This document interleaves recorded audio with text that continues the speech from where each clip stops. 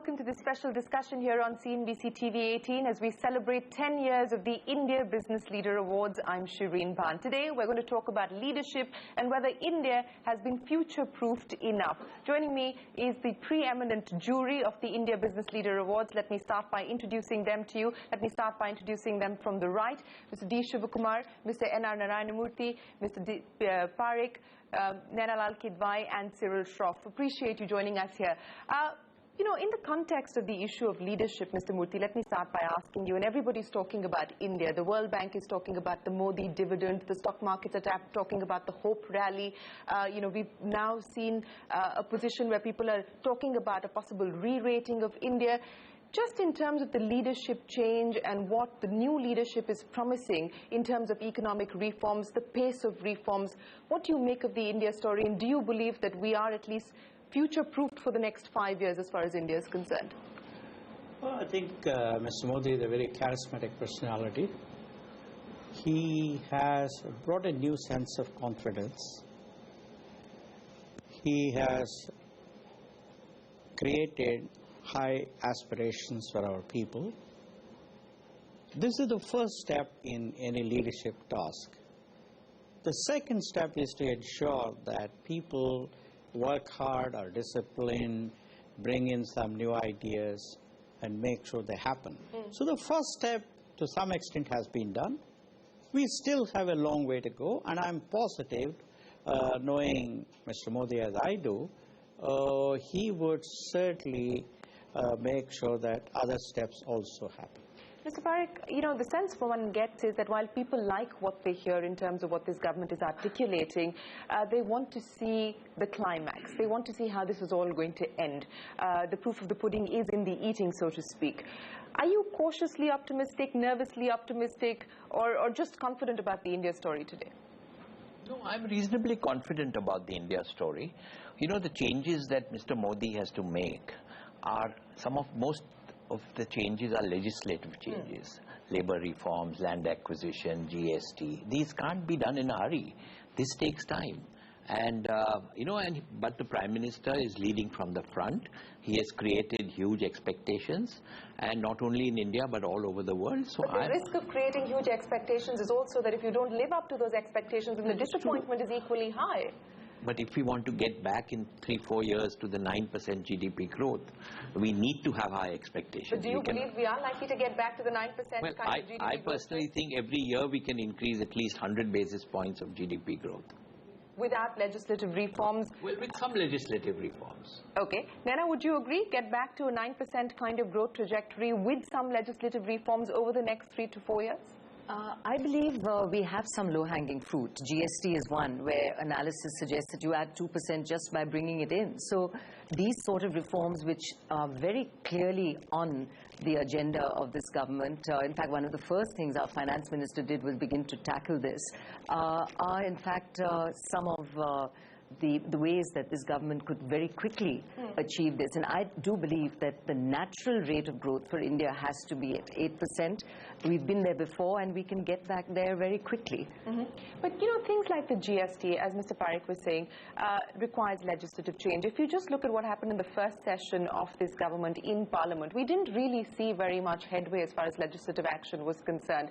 On that basis, do you feel that perhaps when it comes to legislative reform, we may have to wait longer, but when it comes to things like fixing the nuts and bolts to make it easier for people to do business, which is what the Prime Minister is promising, perhaps we could see some headway there? Yeah, of course it's easier, and I think the mood change is certainly one where, you know, if you look at companies who had possibly moved away from thinking of investing in India, India's back on the radar screen. Yeah. Have they actually signed the checks? Maybe not. But the mood change becomes important to bring that investment back in. So that's an early win.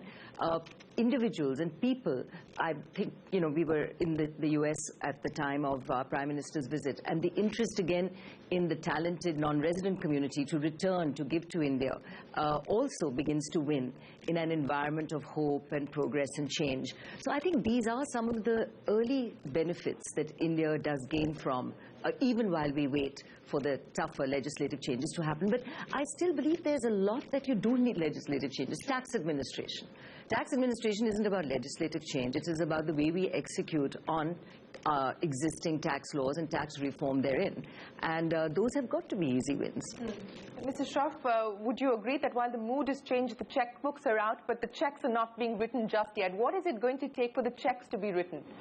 So I think firstly we should look at it as a test match, not as a T20. Sure. I think that's probably the first, just in terms of setting the expectations. And there are multiple dimensions to this. There's legislative, there is tax reform, there is a whole sort of administrative reform. And I think multiple people are involved. I think to expect only government to do something, I think is probably just putting the responsibility on just one constituency. I think industry needs to do it. And every stakeholder really has a role to play in this and needs to understand that responsibility. I think leadership is key and I think we have a fantastic leader in terms of the nation, in terms of inspiring us, but it has to trickle down really to all constituencies. And speaking from the profession that I come from, I think the rule of law is also very important. One of the big worries of international investors is certainty, because there is a lot of anxiety and uncertainty about whether there is really a functioning rule of law here. We do wear it on our sleeve very often, and I think it stands out prominently in comparison with many other markets.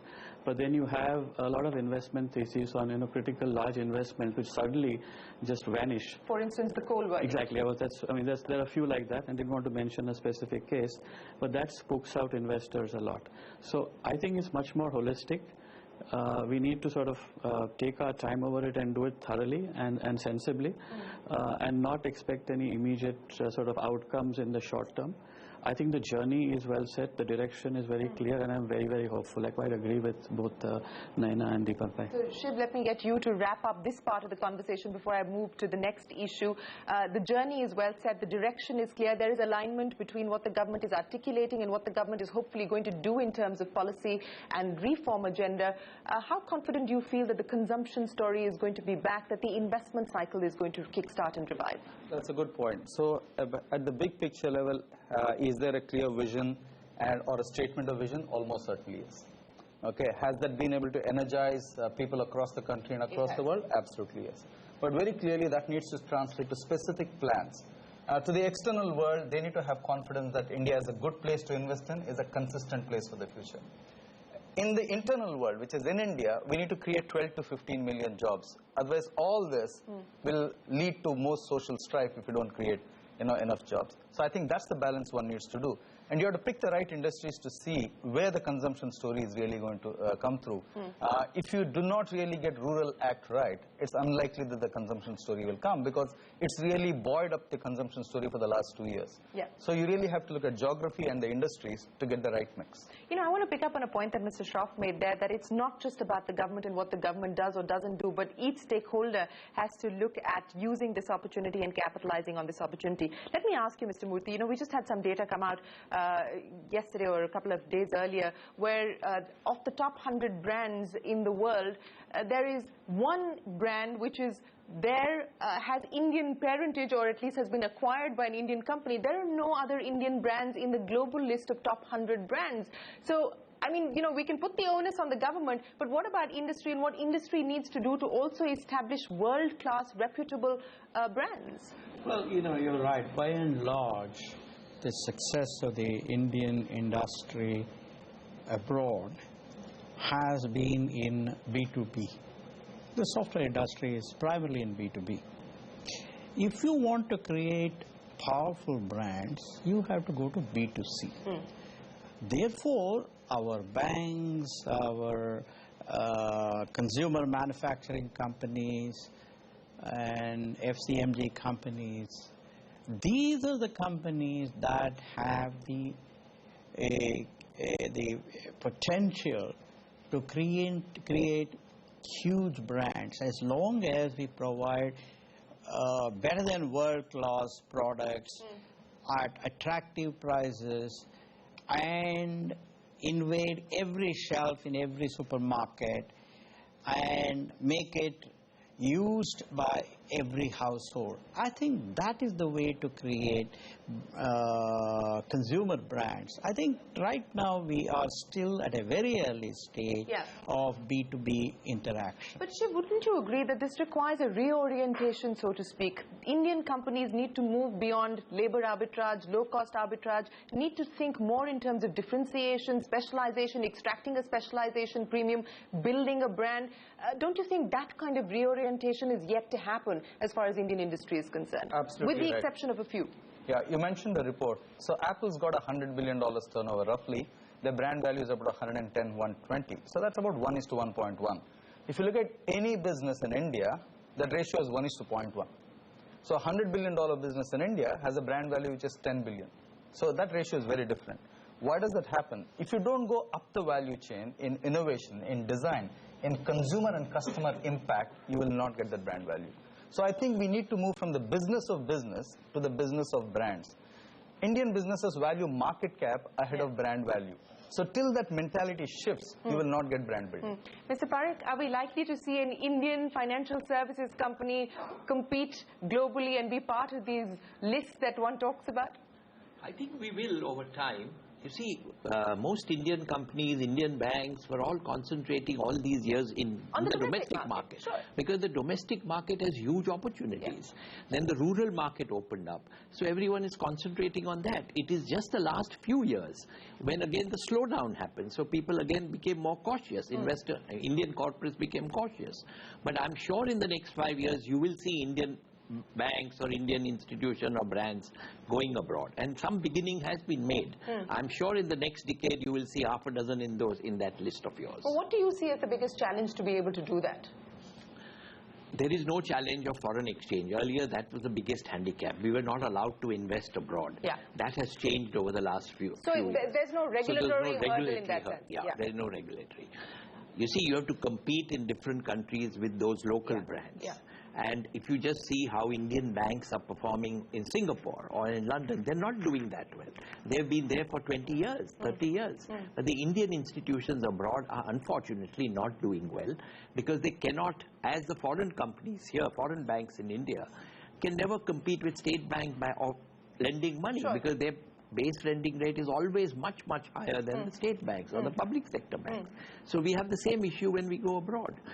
Foreign banks do well in India because they offer other products like treasury and derivatives and trading facilities. They don't make money in lending. So I think we have to develop new innovative products. We basically only concentrate on the NRI community when we go abroad in the banking sector. We should enlarge it, but for that you need more capital, more manpower, different products. You need time to be able to handle the, you will not make money immediately. To make losses for many years till you get some size of the market.